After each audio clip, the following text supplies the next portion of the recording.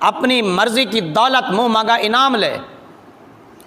حضرت عمر رضی اللہ تعالیٰ عنہ کے کان میں جب یہ آواز پڑی فوراً تیار ہو گئے، ہاتھ میں تلوار لی اور آستان رسول کی طرف چل دیے۔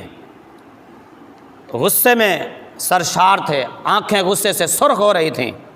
ارادہ تھا کہ آج اپنے خداؤں کو برا کہنے والے کا سر لے کے آؤں گا، لیکن انہیں یہ معلوم نہیں تھا کہ نگاہ رسول دین کی سربلندی کے لیے اس مرد شاہ زور کا انتخاب کر چکی تھی۔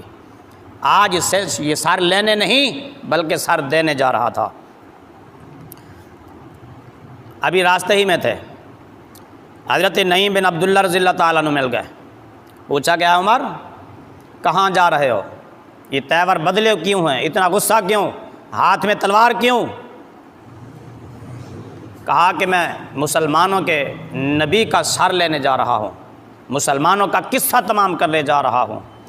معاذ اللہ، حضرت نعیم نے فرمایا کہ اے عمر تم اپنے اس مشن میں، اپنے ارادے میں کبھی کامیاب نہیں ہو سکتے، تمہیں یہاں سے واپس چلے جانا چاہیے۔ تمہیں معلوم ہونا چاہیے کہ مسلمان کٹ تو مریں گے مگر تمہیں ایسا ہرگز نہیں کرنے دیں گے کہ تم ان کے نبی کو ہی ختم کر دو۔ فاروق اعظم رضی اللہ تعالیٰ نے کہا کہ میری بہادری، میری شجاعت، میری تلوار کی کاٹ سے پورا عرب واقف ہے۔ حضرت نعیم نے فرمایا کہ مسلمان تمہیں ایسا ہرگز نہیں کرنے دیں گے کیونکہ ان کے ساتھ ان کا رب ہے، ان کا خدا ہے۔ فاروق اعظم نے پوچھا کیا ان 360 خداؤں کے علاوہ کوئی اور خدا بھی ہے؟ انہوں نے فرمایا ہاں اللہ ہے۔ حضرت عمر نے پوچھا کہ وہ کہاں ہے؟ فرمایا کہ اپنی بہن ام جمیل بنت خطاب اور اپنے بہنوئی حضرت سعید رضی اللہ تعالیٰ عنہما سے جا کر پوچھ لو، وہ تمہیں اس کی تفصیل بتائیں گے۔ حضرت عمر رضی اللہ تعالیٰ عنہ نے یہ سنا، آپ کے غصے میں مزید اضافہ ہو گیا، تو نبی پاک صلی اللہ علیہ وآلہ وسلم کی طرف جانے کی بجائے وہ اپنی بہن کے مکان پر پہنچے۔ دروازہ کھٹکایا، اندر سے دروازہ کون؟ آواز ہے کون؟ حضرت عمر نے اپنے گرجدار لہجے میں کہا کہ میں عمر۔ دروازہ کھولا گیا، آپ کے بہن اور آپ کے بہنوئی قرآن پاک کی تلاوت کر رہے تھے۔ انہوں نے دروازہ کھولنے سے پہلے اوراق قرآن پاک کے جن چیزوں پر قرآن تحریر تھا وہ ٹکڑے چھپا لیے اور دروازہ کھولا۔ حضرت عمر نے پوچھا کیا پڑھ رہے تھے تم؟ انہوں نے کہا کہ ہم قرآن کریم کی تلاوت کر رہے تھے، اللہ کا کلام پڑھ رہے تھے۔ حضرت عمر نے جواب دیا اچھا اس کا مطلب یہ ہے کہ تم مسلمان ہو چکے ہو اور 360 خداؤں کا انکار کر کے ایک خدا کو مان چکے ہو۔ اسلام سے پھر جاؤ، انکار کر دو ورنہ تمہارا سر تلوار سے کاٹ دوں گا، اور میری تلوار کی کاٹ پورا عرب جانتا ہے۔ آپ کی بہن نے کہا بھائی یہ آپ روب، یہ دبدبا کسے دکھا رہے ہو؟ جس ماں کا دودھ تم نے پیا ہے اسی ماں کا دودھ میں نے پیا ہے۔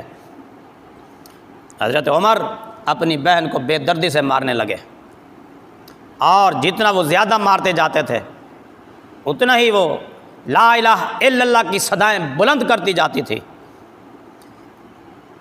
حضرت عمر بار بار کہتے کہ اسلام چھوڑ دو، آپ کی بہن فرماتی کہ اے بھائی یہ سر کاٹ تو سکتا ہے مگر کسی بت کے آگے جھک نہیں سکتا۔ دین اسلام کا پٹا، غلامی رسول کا پٹا ہمارے گلوں میں پڑ چکا ہے، ہمارے گلوں کی زینت بن چکا ہے، اب یہ اتر نہیں سکتا، اور دنیا کی کوئی طاقت ہمیں راہ حق سے نہ روک سکتی ہے نہ پھیر سکتی ہے۔ آپ اپنی بہن کو برابر مارتے جا رہے ہیں۔ جب مار مار کر تھک گئے، سستانے کے لیے رکے، تو دل میں خیال آیا کہ میں دیکھوں تو صحیح آخر وہ کون سی کتاب ہے، وہ کون سی چیز ہے جو ان کے دلوں میں رچی بسی ہے، جو نکلنے کا نام تک نہیں لیتی، وہ آخر نشہ کون سا ہے جو اتر ہی نہیں سکتا۔ تو آپ نے فرمایا کہ اے بہن ذرا مجھے بھی وہ کتاب سناؤ، وہ قرآن سناؤ، وہ کلام سناؤ جو تم پڑھ رہے تھے۔ آپ کی بہن حضرت ام جمیل بنت خطاب رضی اللہ تعالی عنہا نے سورہ طٰہٰ کی تلاوت فرمائی، طٰہٰ ما انزلنا علیک القرآن لتشقی الا تذکرۃ لمن یخشی۔ حضرت عمر رضی اللہ تعالیٰ عنہ نے جب یہ کلام الہی سنا، کلام حق کی دل پر ایسی تاثیر ہوئی، ایسا اثر ہوا کہ حضرت عمر رضی اللہ تعالیٰ عنہ کے دل کی دنیا بدل گئی، کیفیت بدل گئی، کلام الہی کی تاثیر ایسی تھی۔ اور پھر پرسوز اور گداز اور الفت بھرے لہجے میں اپنی بہن سے جب کلام الہی سنا تو حضرت عمر رضی اللہ تعالیٰ عنہ کانپ گئے اور آنکھوں سے آنسو بہہ پڑے، گردن جھک پڑی اور مسلمان ہونے کے لیے آمادہ ہو گئے، تیار ہو گئے۔ دل نے گواہی دے دی، یہ کلام حق ہے، یہ دین حق ہے، اس کو مان لینا چاہیے۔ سرکار دو عالم صلی اللہ علیہ وآلہ وسلم حضرت ابن ارقم رضی اللہ تعالیٰ عنہ کے گھر میں تشریف فرماتے ہیں اور حضرت حمزہ رضی اللہ تعالیٰ عنہ پہرا دے رہے تھے۔ حضرت عمر رضی اللہ تعالیٰ عنہ اپنے بہنوئی کے ساتھ آستان رسول کی طرف روانہ ہوئے،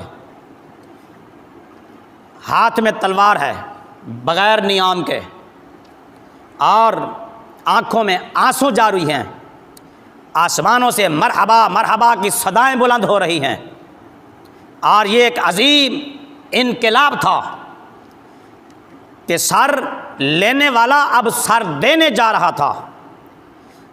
دنیا کے مال و منال، سیم و زر کے حصول کی خاطر گھر سے نکلنے والا اب یہ ایمان کی دولت سمیٹنے جا رہا تھا۔ جب آستان رسول کے قریب پہنچے، مسلمانوں نے آپ کو ننگی تلوار لیے آتے دیکھا، رسول اللہ صلی اللہ علیہ وسلم کی خدمت میں حاضر ہو کر عرض کیا، یا رسول اللہ صلی اللہ علیہ وسلم، عمر ننگی تلوار ہاتھ میں لیے آ رہا ہے۔ تو حضرت امیر حمزہ رضی اللہ تعالیٰ عنہ جو پہرا دے رہے تھے، انہوں نے فرمایا عمر کو آنے دو، اگر نیک ارادے سے آ رہا ہے استقبال کیا جائے گا، انہیں مرحبا کہا جائے گا، اگر برے ارادے سے آ رہا ہے تو انہی کی تلوار ہوگی اور انہی کی گردن ہوگی۔ حضرت فاروق اعظم رضی اللہ تعالیٰ عنہ جب قریب پہنچے، رحمت دو عالم صلی اللہ علیہ وآلہ وسلم نے فرمایا عمر کے لیے باب رحمت کھول دو۔ عمر آیا نہیں، عمر لایا گیا ہے، میں نے اپنے رب سے عمر کو مانگا ہے، اللہم اید الاسلام بعمر، میرے رب نے مجھے عمر عطا فرما دیا ہے۔ حضرت عمر روتے ہوئے، گردن جھکائے ہوئے در محبوب پر حاضر ہوئے۔ آقا نامدار صلی اللہ علیہ وآلہ وسلم نے حضرت عمر رضی اللہ تعالیٰ عنہ کو اپنے دامن رحمت میں لے لیا اور غلامان مصطفیٰ میں نعرہ تکبیر بلند ہوا۔